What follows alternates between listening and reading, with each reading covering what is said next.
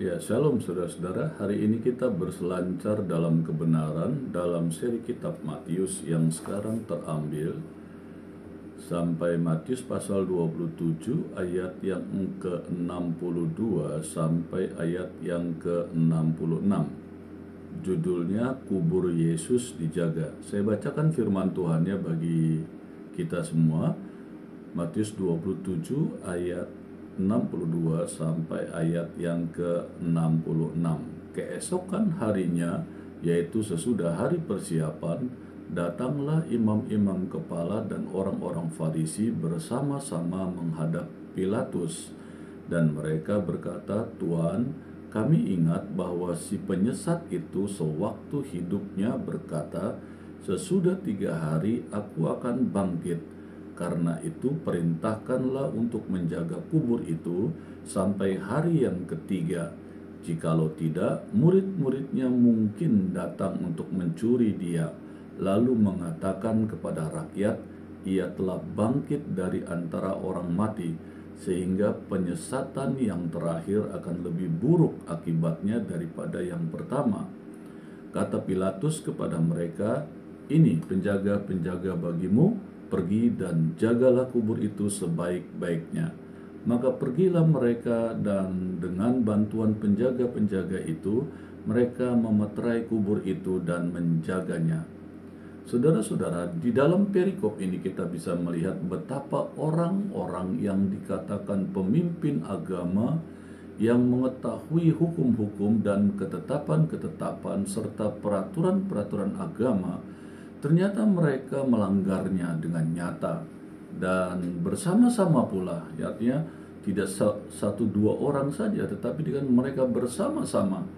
Berarti saudara, lebih dari satu imam yang melanggar hukum Yahudi itu, saudara. Nah, nanti saudara akan bisa mendengarkan penjelasan kenapa mereka melakukan pelanggaran sebagai imam atau kepala pemimpin agama, ahli Taurat, orang-orang Farisi, ya saudara.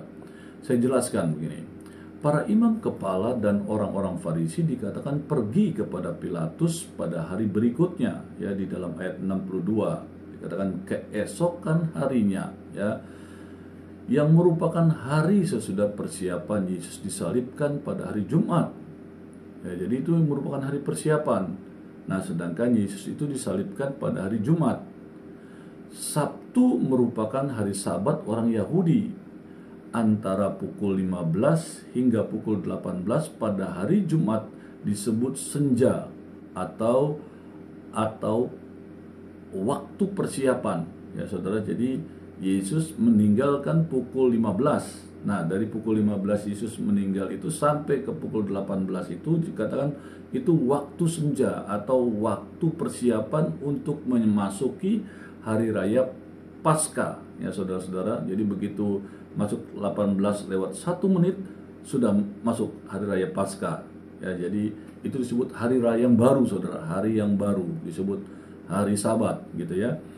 Di penanggalan Yahudi. Nah, kita telah ketahui bahwa perhitungan Yahudi, saudara, hari baru itu dimulai pukul 18.00. Jadi hari Jumat Yesus pukul 15 mati, dan dari pukul 15 ke pukul 8 itu disebut hari raya senja, waktu senja atau waktu persiapan, dan masuk 18 lewat 1 menit masuk ke hari yang baru, saudara, ya. Itu yang dimaksud hari yang baru. Nah, hari raya Yahudi itu sore hari pukul 18 itu hari raya baru. Kalau kita kan nanti tanggal pukul 12, masuk pukul 12 lewat 1 menit saja atau 1 detik saja sudah masuk disebut hari yang baru. Nah, itu perbedaan perhitungan kita, ya, Romawi dan Yahudi, ya saudara-saudara. Nah, karena itu hari Sabat dimulai pukul 18, ya, masuk hari Jumat, saudara, ya. Dan jam-jam terakhir pada hari Jumat itu merupakan waktu persiapan, ya, yang tadi saya jelaskan pukul 15 sampai pukul 18, ya, yang diperkirakan, yang tadi saya sudah jelaskan, diperkirakan Yesus mati pada pukul 15, ya. Dan kematian kedua orang penjahat di kiri kanan Tuhan Yesus pun diperkirakan matinya tidak lama sesudah Yesus mati, karena kan mereka begitu mereka lihat Yesus mati, sedangkan waktunya sudah mau waktu senja atau waktu persiapan, dan tidak boleh lagi ada orang yang melakukan pekerjaan apapun juga, saudara, karena mereka di hari Paskah itu hari Sabat kecil juga, mereka harus tidak boleh melakukan pekerjaan apapun juga. Nah, kedua penjahat yang masih hidup itu maka dipatahkan kakinya, ya, diketok, saudara, dengan besi sehingga kakinya itu patah dan akhirnya mempercepat kematian dari kedua penjahat yang di samping kiri kanan Tuhan Yesus, saudara, ya. Nah, itu yang terjadi. Jadi begitu Yesus mati, dilihat oleh tentara mati, maka kedua orang itu pun dicek mati atau tidak. Nah, ketika mereka tidak mati, maka dipatahkan kakinya untuk mempercepat kematian mereka, karena mau masuk masa persiapan, waktu persiapan itu, ya, saudara-saudara. Nah, jam-jam terakhir pada hari Jumat sampai pukul 18 itu disebut waktu persiapan. Nah, saudara-saudara, lebih dari pukul 18 ya disebut hari yang baru. Nah, kalau demikian benar, maka tidak bisa disangka lagi bahwa imam-imam kepala dan orang-orang Farisi benar-benar mendatangi Pilatus pada hari Sabat, hari di mana tidak boleh ada lagi gerakan, pekerjaan, berjalan kaki, apapun aktivitasnya, ya, karena itu pada hari Sabat, dengan mengajukan permintaan mereka. Jadi mereka datang setelah waktu senja atau waktu persiapan itu, yaitu itu pas 18 lewat, mereka menghadap Pilatus, saudara. Jadi dari apa yang dilakukan oleh para pemimpin agama ini, saudara, untuk membunuh Yesus yang mereka benci itu, mereka bahkan rela melanggar hukum mereka sendiri, ya, yang paling suci. Itu yang dilakukan mereka, saudara-saudara. Sekarang penguraiannya di ayat 63 dikatakan begini. Di dalam ayat ini dijelaskan para tua-tua dan orang Farisi datang menemui Pilatus, memberitahukan kabar atau berita yang akan terjadi bahwa dalam 3 hari Yesus akan bangkit. Karena itu adalah hal yang pernah Yesus perkatakan, dan itu menjadi perkataan yang tersiar, dan ahli-ahli Taurat dan orang Farisi pun mendapatkan informasi itu, ya, ketika nanti dia mati, dia akan bangkit pada hari yang ketiga. Nah, saudara-saudara, walaupun mereka percaya, ya, Yesus tidak akan bangkit atau tidak mungkin bisa bangkit, tetapi mereka katakan kepada Pilatus, yang mereka takutkan bukan soal Yesus akan bangkitnya, tetapi mereka takutkan murid-murid Yesus yang akan mengambil mayatnya, dan nanti akhirnya menyebarkan berita bohong bahwa Yesus telah bangkit. Dan itu menurut ahli-ahli Taurat, pemimpin-pemimpin Yahudi, agama Yahudi, ini akan menyesatkan lebih banyak orang lagi, gitu loh. Makanya mereka menghadap Pilatus, ya, untuk mereka dapat pertolongan untuk menjaga kubur yang ada. Nah, saudara-saudara, tokoh-tokoh Yahudi ini minta supaya kubur Yesus dijaga. Pertama, menurut mereka supaya mayat Yesus tidak dicuri oleh murid-muridnya, dan lalu mengaku bahwa Yesus sudah bangkit, yang tadi saya jelaskan, yaitu ayat 64. Kenapa demikian? Karena mereka sering berdusta dan menipu orang lain, saudara. Ini para orang-orang para ahli Taurat ini dan orang Farisi dikatakan orang yang suka berdusta dan menipu orang lain. Maka mereka juga selalu curiga bahwa orang lain akan mendustai dan menipu mereka. Saudara, ini sudah menjadi teguran juga untuk saudara dan saya, ya, saudara. Hati-hati, saudara. Sebisa-bisanya katakan firman Allah, ya adalah ya, tidak adalah tidak, lebih dari itu adalah dari si iblis, kata firman Allah. Dan itu, saudara, ajaran Tuhan Yesus. Jadi jangan terbiasa berbohong, menipu, ya, berdusta kepada orang lain, karena mereka juga akan selalu merasa diri mereka ditipu orang atau didustai orang, karena mereka juga terbiasa menipu dan mendustai orang. Saudara juga sering, kalau kita terbiasa begitu, saudara, kita tidak akan gampang percaya sama orang, karena kita memang tidak bisa dipercaya, gitu, ya. Jadi yuk, mari, saudara, yang terbiasa hidup tidak baik, suka berbohong, suka berdusta, apalagi suka menipu orang lain, bertobat. Yuk, sama-sama kita bertobat. Kita mau hidup dengan cara kebenaran Allah. Katakan ya adalah ya, tidak adalah tidak. Jangan berpikiran hati yang licik, curang, penipu, dan sebagainya. Yuk, mari belajar hidup yang tulus, yang baik, dan hidup yang mengikuti kehendak Tuhan, sehingga hati kita nanti juga lapang. karena kita tidak melakukan kecurangan kepada orang lain, kejelekan kepada orang lain, penipuan kepada orang lain. Kita yakin kita tidak akan mungkin ditipu atau dicurangi oleh orang lain. Walaupun dalam perjalanan barangkali ada saja orang yang melakukan kejahatan kepada kita, tetapi ketika hati kita, pikiran kita sudah dibiasakan hidup menurut kebenaran, saudara, kita pasti dalam perjalanan ke depan akan terus menjadi orang yang mengasihi semua orang, mempercayai semua orang dengan baik. Dan saya yakin penipu dan kecurangan-kecurangan yang akan kita alami, kita akan dibela oleh Tuhan. Ya saudara-saudara, nah ada seorang teolog yang mengatakan begini, orang yang perbuatannya jahat akan mempunyai anggapan yang jahat juga kepada orang lain, gitu ya. Ini sesuatu hal yang baik yang bisa kita pelajari untuk karakter kita, ya, gitu ya.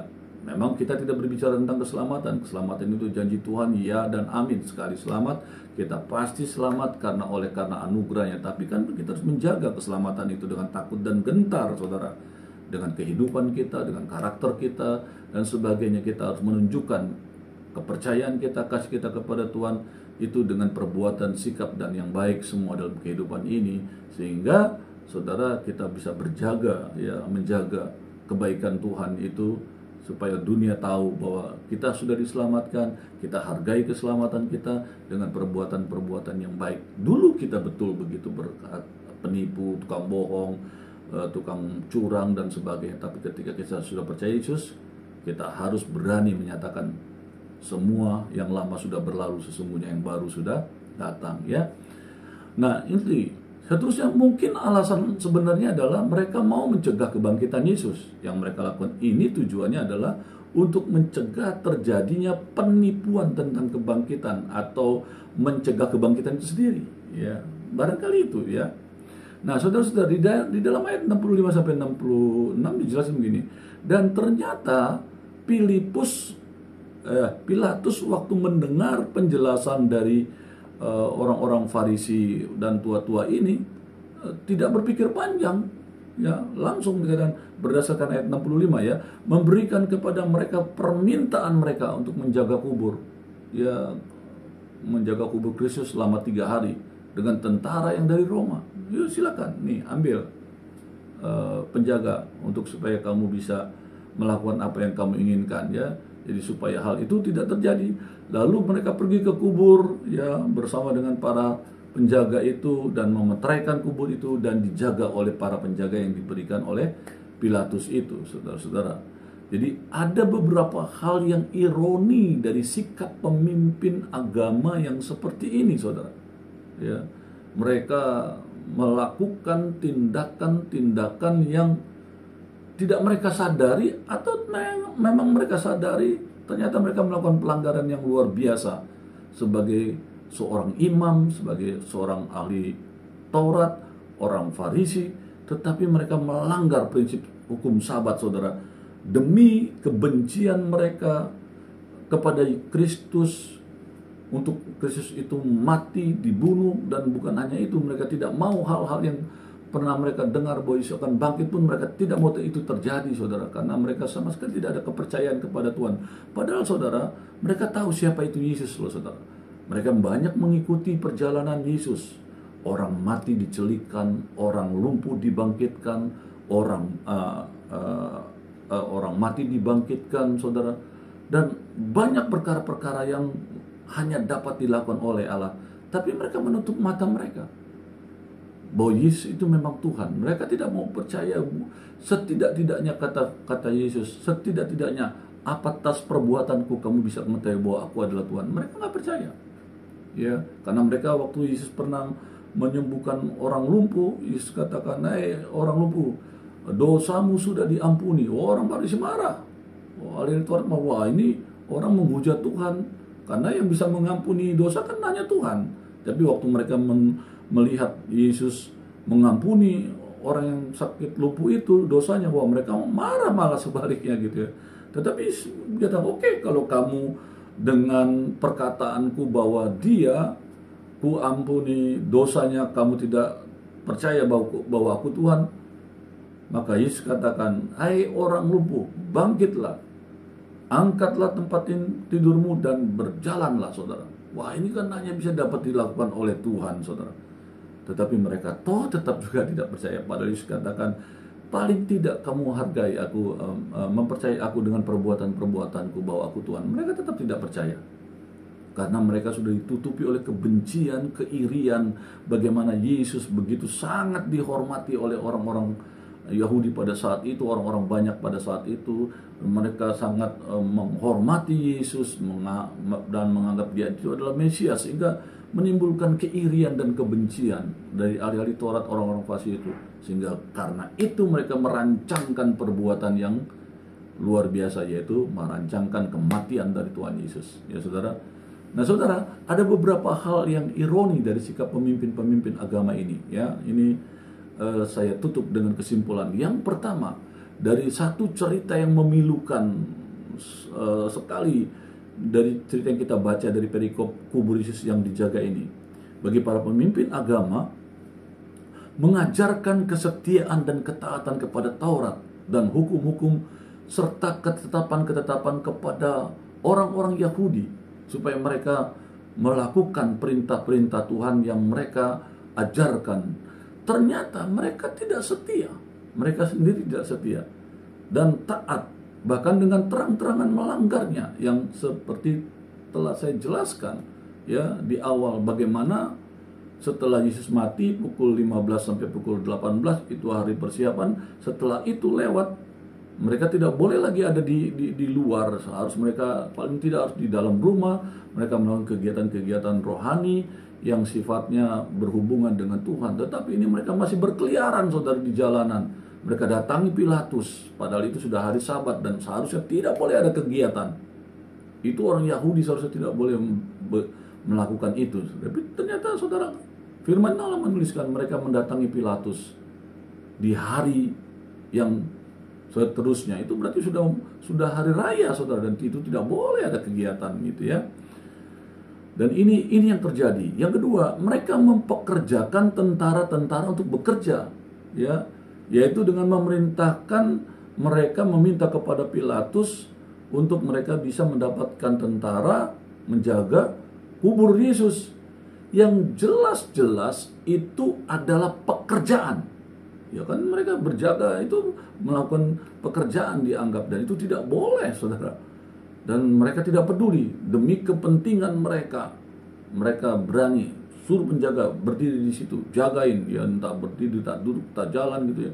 Pokoknya jaga di situ, tidak boleh kemana-mana. Berarti ada kegiatan, sedangkan Tuhan mengajarkan bahwa di hari Sabat tidak boleh ada kegiatan apapun juga. Ya hukumnya rajam loh, saudara, jangan main-main itu. Tapi saudara lihat, pemimpin Yahudi tidak peduli, mereka suruh para prajurit itu untuk jaga kubur itu, saudara.